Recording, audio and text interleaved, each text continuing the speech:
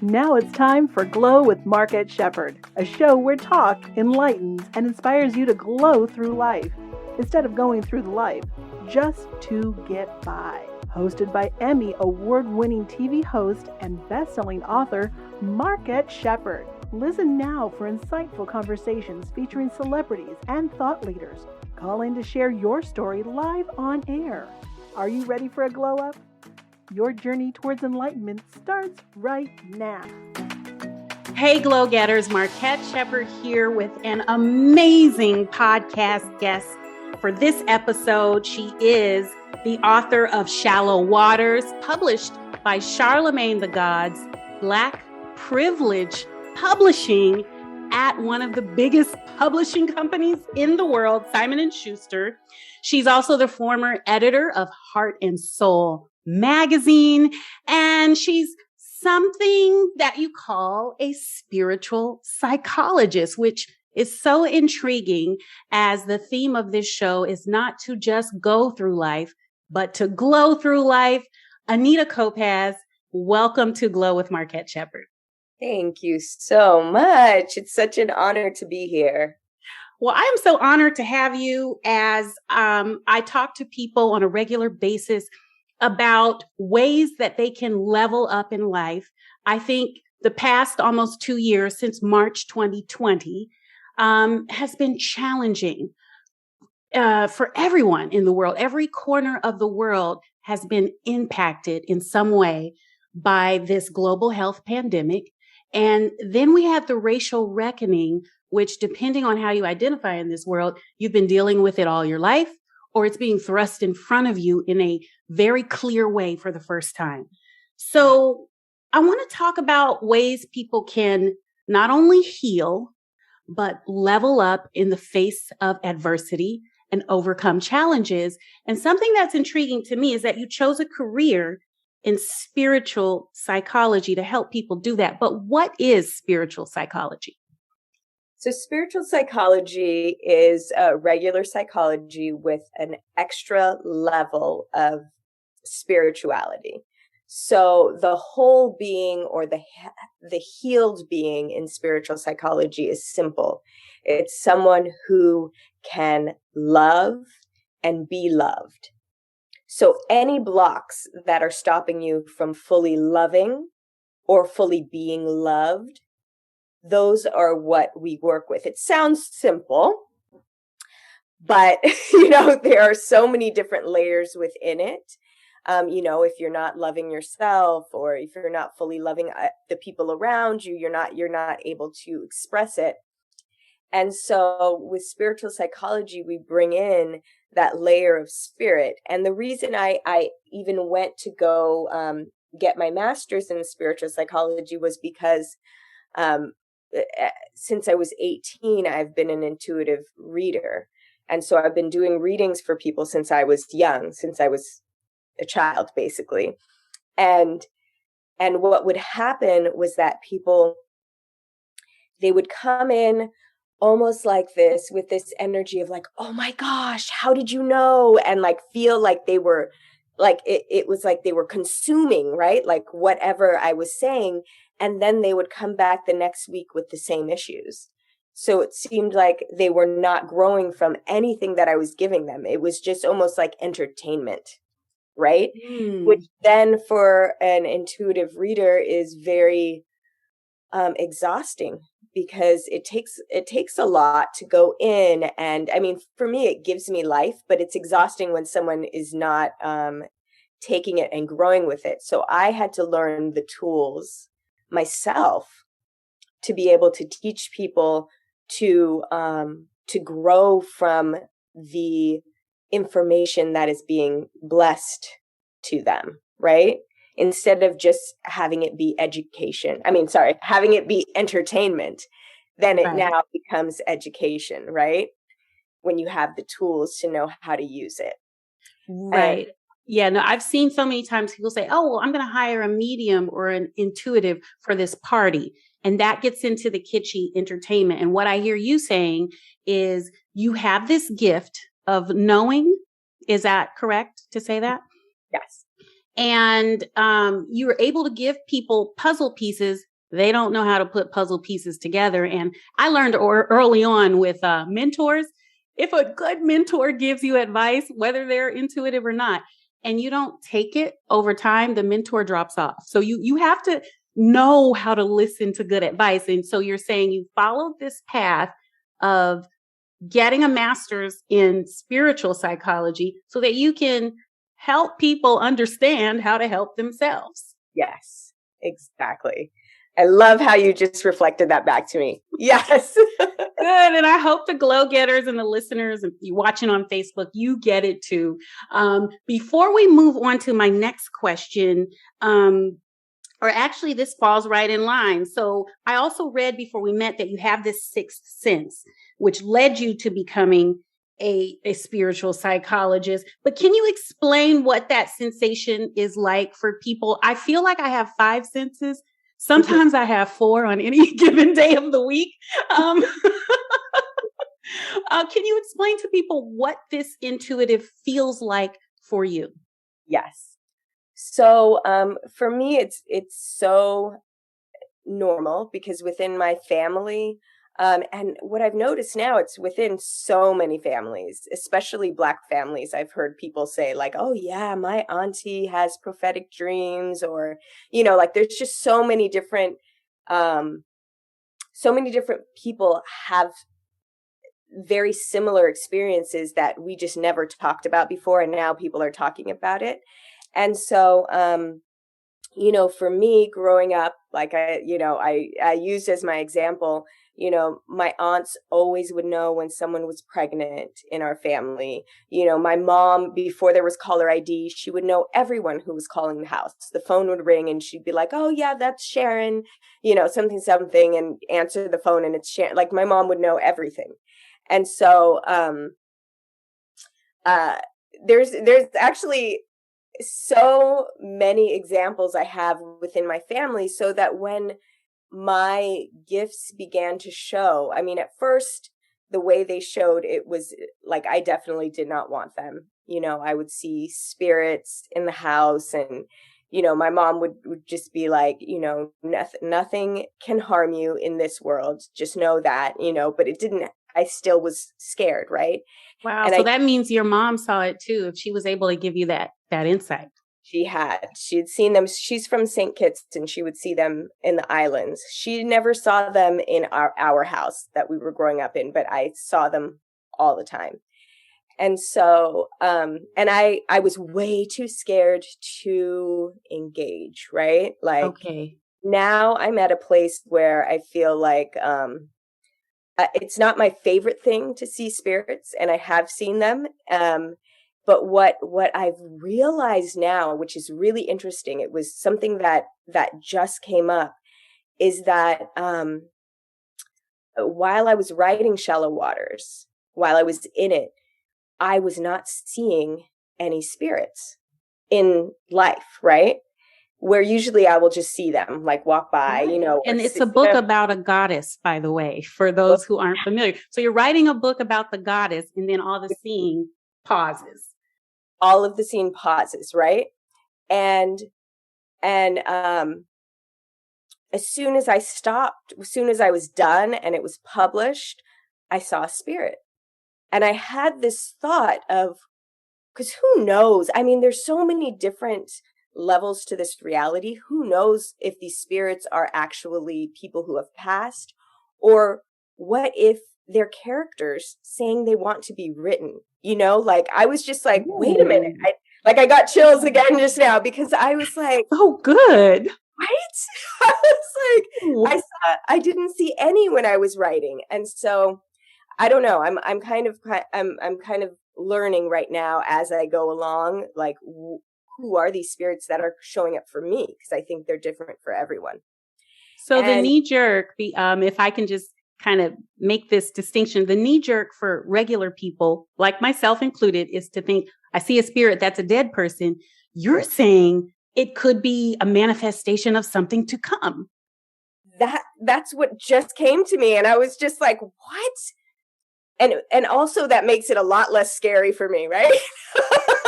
whatever it takes, right, for you to be at peace with yourself. Yes.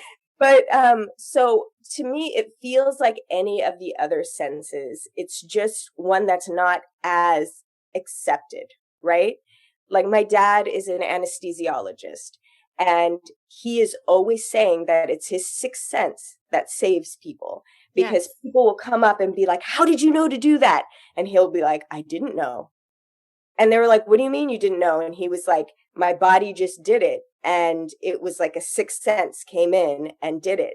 And it has come in so many times. Like, he has gotten awards for what he has done. And he's like, it just comes in as a sixth sense. And obviously he's trained and everything. Right. Yes. Yes.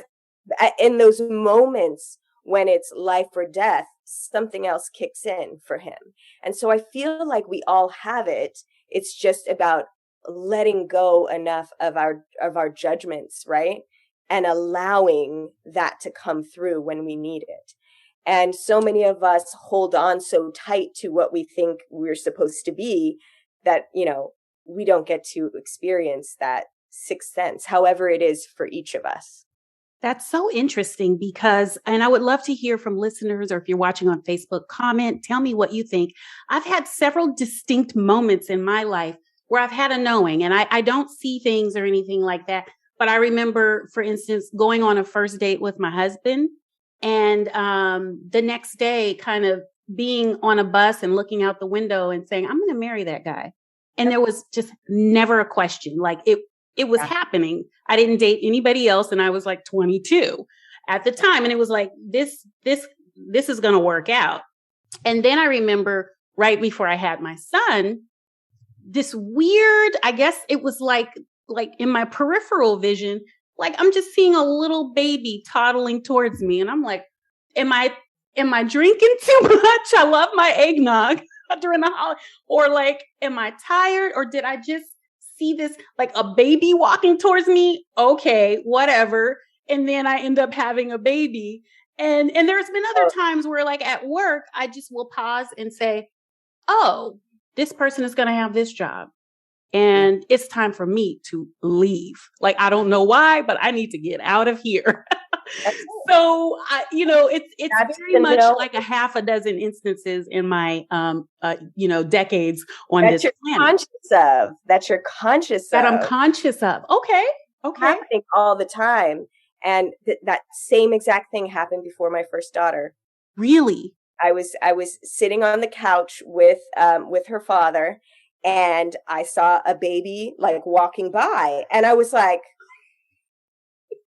and he saw my face and he's like, did you see that? I'm like, did you see that? He saw it too. We both saw it.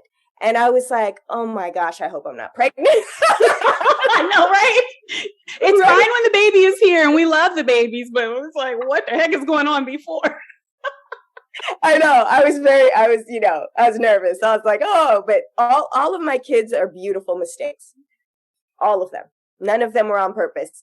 And they all know that. So they would not be sad to hear this because they know. I'm like, you guys are the best mistakes I've ever made in my life.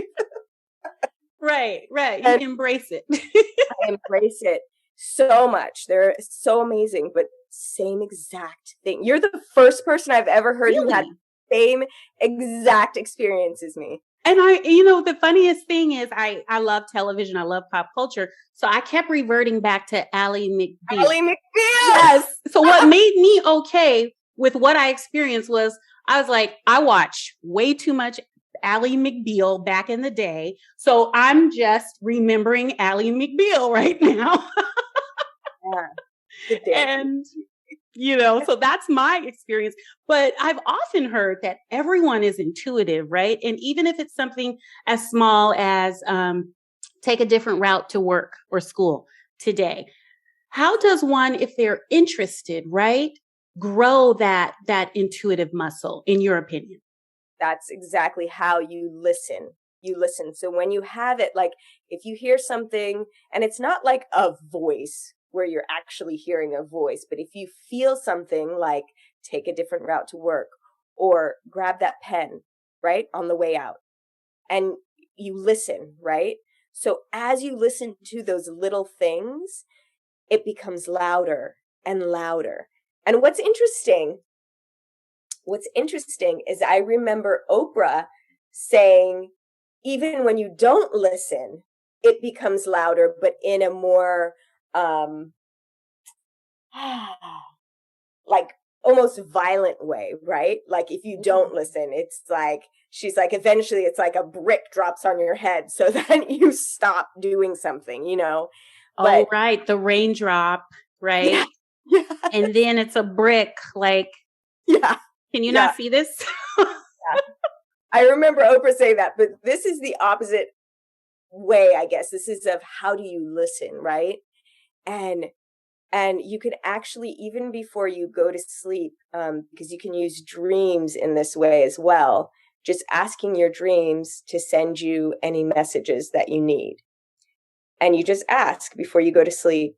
And, you know, there's many of us that don't dream regularly, but if you continue to ask and just be in this place of receiving, be open to receiving information, be open to knowing that there's a different layer of reality that we don't necessarily see, right?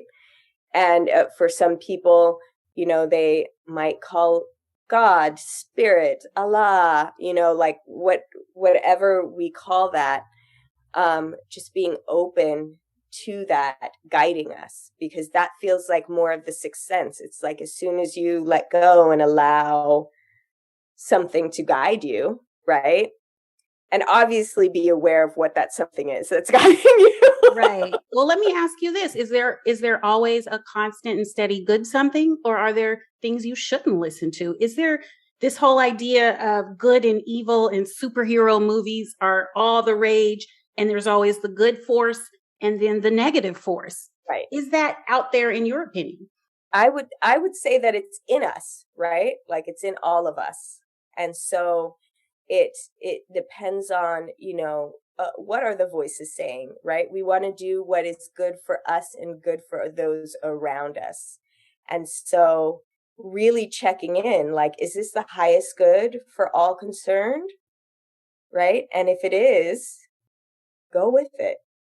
Go with it. It's the right decision. So we live in a universe of dualities, and people are more complex, from what I'm hearing you say, than right and wrong, good or bad. And so we have a choice within us of what we do. This universe is so complex. Or is it a metaverse now? I'm hearing meta because of Facebook a lot, but a multiverse. I mean, because you have this extra heightened awareness, are there layers, like a 7-layer cake that we're living in?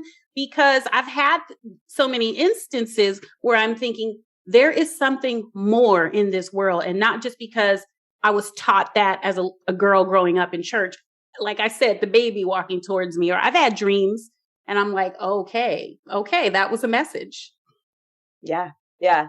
To me, I feel like we live in a spiral. So you know, there can be layers. There's so many different ways that we can explain things. But if you notice, our lessons seem to come around and come around. And sometimes we're like, oh my God, I thought I learned this lesson already. Why is it coming again? Right? And yes. if you really drop into it, you can realize you're at a different spiral in your life. And so the lesson might be teaching you something totally different. It might be saying, hey, this is the last part of that insecure, you know, teenager that's coming up for you right now. And how are you going to react to it now that you're a 40-year-old woman, right? Like, and so, but it's still the same spiral, because the next time you come around the spiral, you might not even notice, even though there's same things happening, because you're not being triggered. You might not even notice that spiral is coming back to that place, because you've already healed that insecure teenager, right? And so it's like this spiral that's moving up. And we, you know, that's why so many times things can feel very familiar. And then sometimes, you know, especially going through what we're, you know, like what you said, the pandemic and all of these, racial things being brought up to the surface, if you think about it, even if you think about pandemics, they come every 100 years, right? They're a spiral. The racial thing has been coming up, right? It's a spiral. It's like we were back in the 70s or 60s. And so, but just we're at a different level of it. And, like really just taking it in. I think what a huge thing that this did for so many of us was turn our gaze inward. And, and for some people that was hard because it's like they're not ready to look at themselves because there's so many things that we've been trying to do outside of ourselves so we don't have to look at ourselves. And so I think what's been really beautiful about this process is so many people have turned inward and like have really begun that journey of healing ourselves, our wounds, our ancestral wounds, our familiar wounds, speaking with our family, right? and seeing what we need to heal within our families, because that's our core. Even if we don't feel like it's our core, right? It's your assignment. I'm like, I can't get away from some of these people. Family members. It's like you're running on a treadmill. Yeah, I'm like, I surrender. You're in my life forever.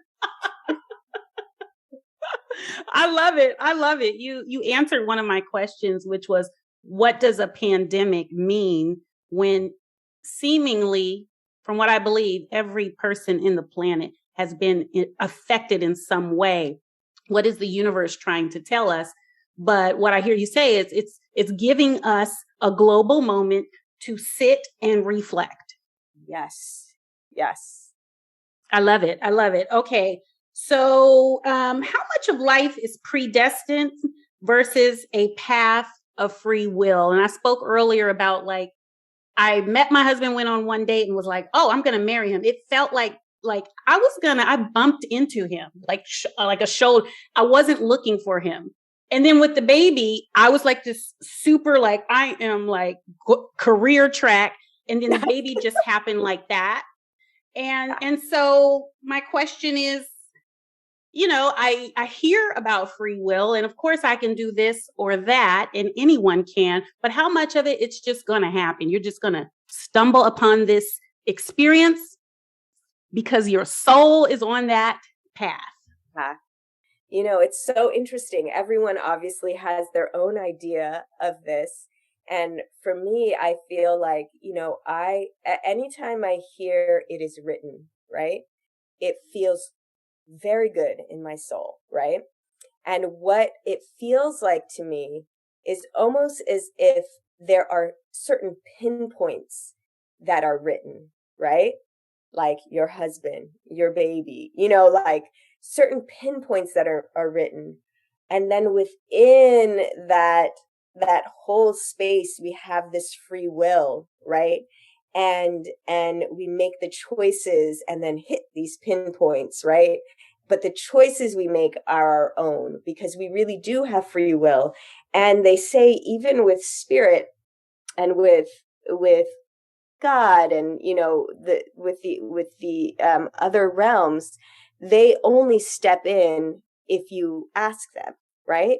It's still free will, which is why they say, pray to God or pray to the angels if you want help, because they step in only when you ask, because you have free will. That's a part of the free will, right? So that whole, oh Lord Jesus, help me, that works. Yeah, it helps. And yes, and we are living off the prayers of our grandmothers. And so continue. I was actually had this moment where, all of the work that I do, I mean, my kids see it and I speak to them about it, but most of the work I do is with other people, right? And so I was like, oh, I need to teach my children. I mean, they know how to pray because we pray, but even teach them what's behind that, right? Because praying, speaking to your ancestors. If I don't teach them to speak to their ancestors, who's going to speak to me when I'm in the spirit realm, right? Like, I got to teach them. Don't forget to call your mother and your grandmother. It's basically what you're saying. Exactly. And I love that. It is. It's a beautiful practice. And just, I know my mentor, Dr. Velma Love, she had said this one thing. She said that even just thinking about your ancestors makes someone more open to being intellectual. I don't know how it all comes together in that way, but I was just like, oh, wow, that feels right. I don't know how it all comes together. Like where it all works, but it just made sense. Like even thinking about, I would say thinking about things that are on different levels and different realms brings you into this space of questioning things, right? Like being open to possibility. Yes. Ooh, that is so good. And I hope that people can understand. That's why I do this podcast, because you can get in a rut of life where you wake up, you go to work, you go to school, you make your bed, you do all the things that you're taught a functioning person does in society, and you can still feel like something is missing. And maybe it's being open to the unplanned or the possibility, which is actually very hard for me as someone who has or had a clear vision of what I wanted until the pandemic and the world turned upside down. Yeah. Yes. I love how you put that. Well, this has been such a great conversation. I have one more question for you, because this whole idea of what you said, pinpoints along a map, I've come to think of life as you're on a GPS track, right? There is a destination already planned, and your free will is, your GPS is telling you, make a right on North Capitol. Like I live in Washington, D.C., or whatever, the La Cienega Boulevard or Main Street, America. And then you're like, I'm not going to make a left. It's going to be too much traffic. I'm going to make a right and then go around. And it's like, okay, you take the scenic route, but the GPS is still telling you to get back on track. So no matter how far off your free will takes you, there is some higher power telling you to get back on the route. And given your training, I just want to know, what are your thoughts on that? Oh, I love that. That makes so much sense. And it's so beautiful because you're not forced, right? The GPS is something you can put on if you want to, right? You're not forced to go that way, but you know your destination, you know where you want to end up, right? But I love that, then you have your free will to go learn your lessons, because how many of us have had experiences where we're like, I'll never do that again, and that's a lesson, and still such a deep lesson learned. And at some point, which I think, if we are blessed enough to live to an age where we are in line with our wisdom, right? Where we become an elder and we become old and wise, right? I feel like that's like, let's follow the GPS. I'm there. I'm like, I want to tell people this, because if you're feeling like you're lost, you're not lost forever. If you're feeling like you're alone, you are not alone. There's a higher power, whether you take the scenic route or you decided I'm going to go through the hills and the path is uphill for a while. There's a feeling, and people like you, Anita, are messengers, I believe. There's a feeling that there's something else out there that is guiding you, that's with you, that's helping you get on your path of purpose. Yes, absolutely. And what's been really beautiful about, because I do create groups of women and gatherings, and one thing that's really beautiful about, if you are feeling alone, or if you feel like you don't have your tribe, or, whatever it is, it's up to you to cultivate it.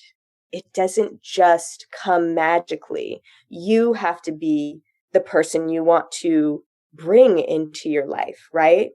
Like supporting the women around you or the people around you, however, your community, supporting them the way you want to be supported. Sometimes that's how it starts, right? It doesn't necessarily start with just magical people coming into your life and like giving you everything you need. Sometimes it does. Sometimes it does. But more often than not, it takes work. So people have to work for what they want. Yeah. That sounds exhausting. It does. But it's if we think of it in a way that it's not the type of work that is exhausting. It's like when you know, a lot of my work is giving back, and when I'm doing, you know, for me, my mission is to help women and girls who have gone through any sort of sexual violence, right? And so all of the work that I give back in that way actually feeds me, right? Like if you find a nonprofit that you want to work with and you give back in that way, that's a way, because then you feel at the end of the day, it's like, oh, I have so much energy, right? But I've been working all day.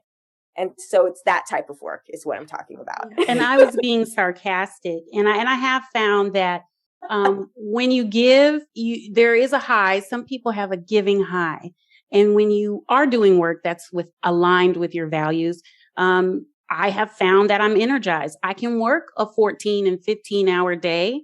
I can get up at 2:00 in the morning and work on a project when I'm passionate about it. And that's giving to the people who are dependent on you. The times when you're not aligned, that's the struggle. That's when you're lost off the GPS and the GPS is telling you, make a U-turn. They never say stop the car, you know, that you have to keep going. Sometimes I wish you would just say pull over. Yeah. Pull over, take a breath. You can't stop. You can't stop. So speaking of your work and giving, I read that you have a retreat. Tell me about that. So our next retreat is in Mexico. I'm a part of a group called the Goddess Wisdom Council, and it's in Mexico, March 25th through the 29th. And 2022? 2022, yes. And if you just go to goddesswisdomcouncil.com, all of the information is there. There's 5 of us, and we all teach different ways of being present. So I work with ancestors and healing any sexual trauma. And it doesn't necessarily mean that it has happened to you. It could have happened to anyone in your family line in order for you to be to feel it, right? And so it's pretty relevant to all of us, because if we're talking about anyone in our family line, that means that's pretty much everybody, right? Right. And with women, so many times we know of personally, or we are that person who has been violated. So it's very relevant. Yes. And it's a lot of times it's something that we push back, right? Like, okay, I don't necessarily want to heal that now. I don't want people to know that shame. I don't want people to know, you know, I don't want to feel that guilt or that shame. And for me, the only reason I actually dove into it is because I saw the effects of what happened to me coming up in my daughters. And I was like, you know, I was, you know, speaking to this one doctor, and they're like, oh yeah, well, that's because you haven't healed. And I was like, wait, it can be passed down like that? And she was like, yes. And I was like, oh, I need to heal this. I really actually need to heal this. And that's what finally made me dive in, because I was like, well, I don't want my daughters to feel that way. I want them to feel powerful and free moving into once they do move into their sexual lives, right? And I was like, I don't want them to feel what, you know, I went through. And would you mind sharing what you went through for the audience? Absolutely. So I was molested when I was 7 years old, and it was very hard. Like, I did not tell anyone until I was in my 20s. And so I had many years of trying to keep that in, hold it in. It was deep, deep shame. I thought it was my fault. Was it someone you knew or someone outside?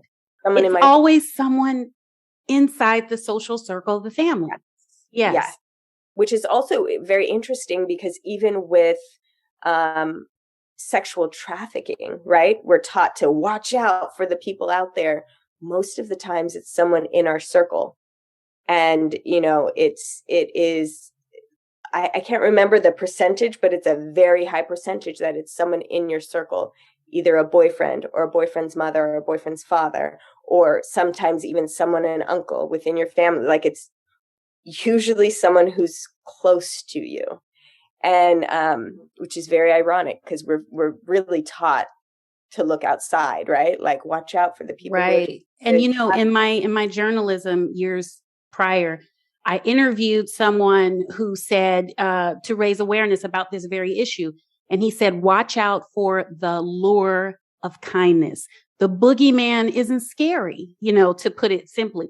The boogeyman is that person giving you candy, giving you hugs, saying, hey, come sit on Uncle so-and-so's lap and let me bounce you on your knee. And we need to teach our children, watch out for kindness as a trap too. And have boundaries with your body. It's okay for a 4-year-old to say, no, I don't want to go hug so-and-so, when parents so often say, oh, go hug Aunt such and such. And they're like, no, maybe that kid has an inner knowing that's saying, mm-hmm. Very true. Very true. I just wanted to say that to help somebody out there. But what you're saying is, so you didn't even tell anyone until your 20s. And then somehow this trauma manifested in your precious daughters. Yes. Yes. And so the way that it did manifest, my one daughter, my middle daughter, we were working with a holistic orthodontist dentist because she had a underbite. And she did a lot of cranial sacral work. And as she was doing the cranial sacral work, Tila's hands, I don't know exactly what they did, but basically they did whatever the hands would do of a child who's been molested. So I think they covered her private area, right? Like her hands went straight there. And so when they had the meeting with me, they asked me, had this happened to her? And I'm like, oh, dear God, I hope not.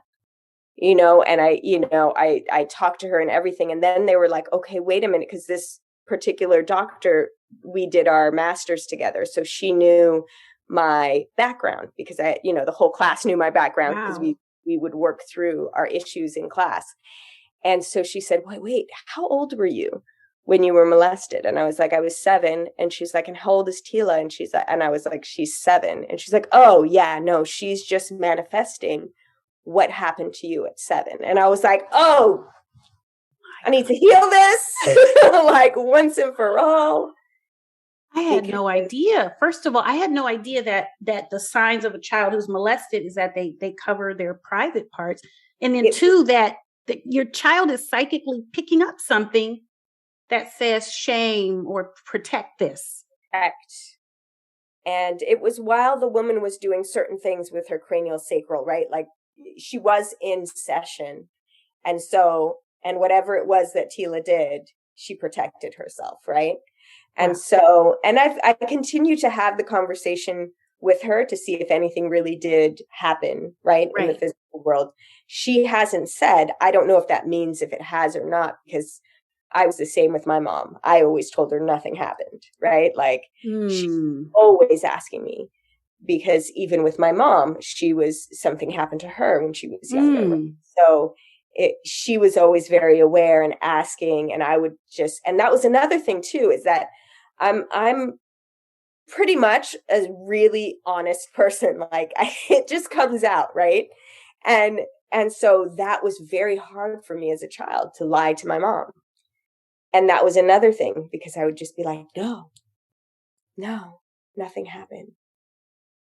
And I would feel like sweat, like my pores sweating as I'm telling her, and I just remember that. And it's like, oh, I completely thought it was my fault. And so many people do. And as parents, I think we try to protect our children. We try to teach our children. And even with me, and when my son was little, I'm like, look, there is good touch, there is bad touch.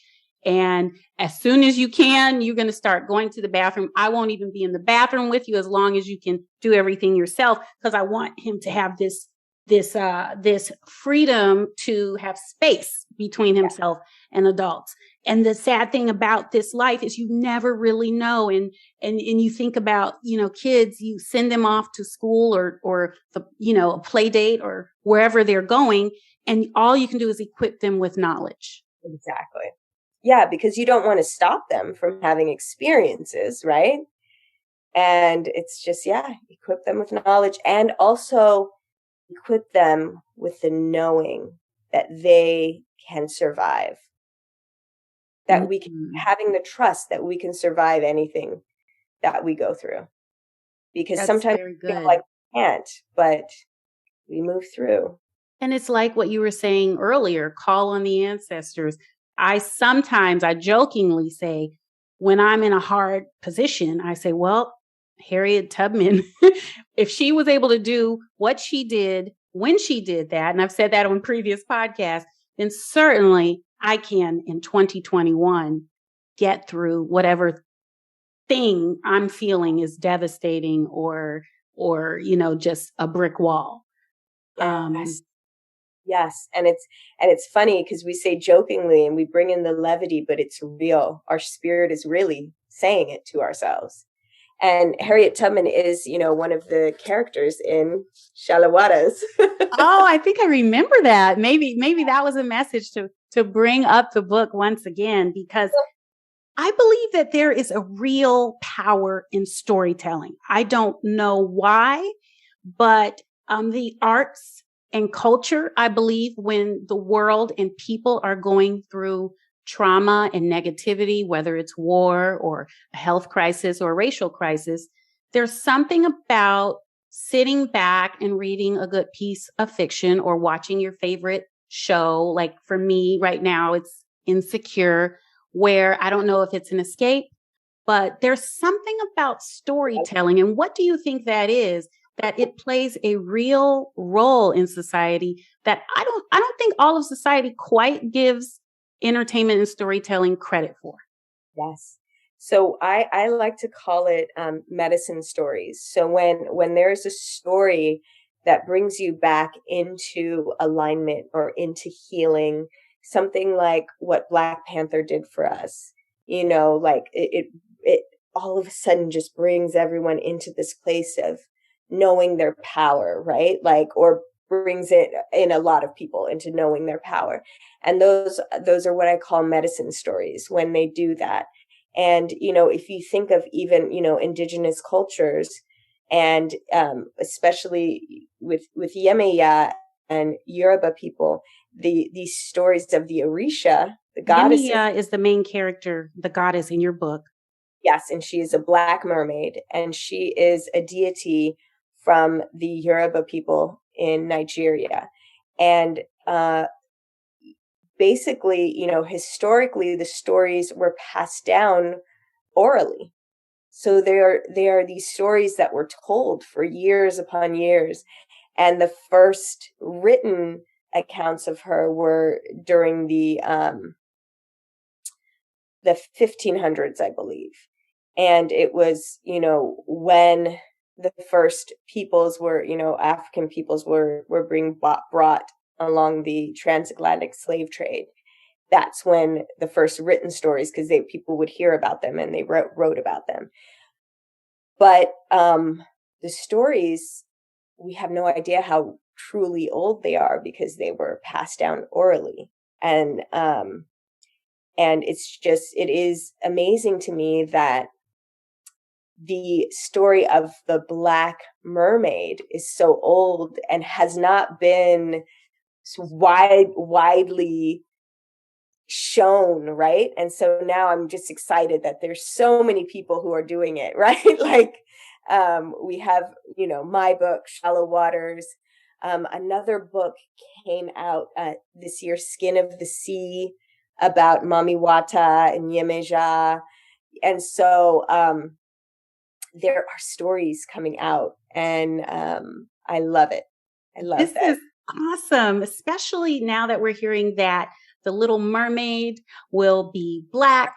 Disney's The Little Mermaid. And now what I'm hearing from you is the Little Mermaid was always Black.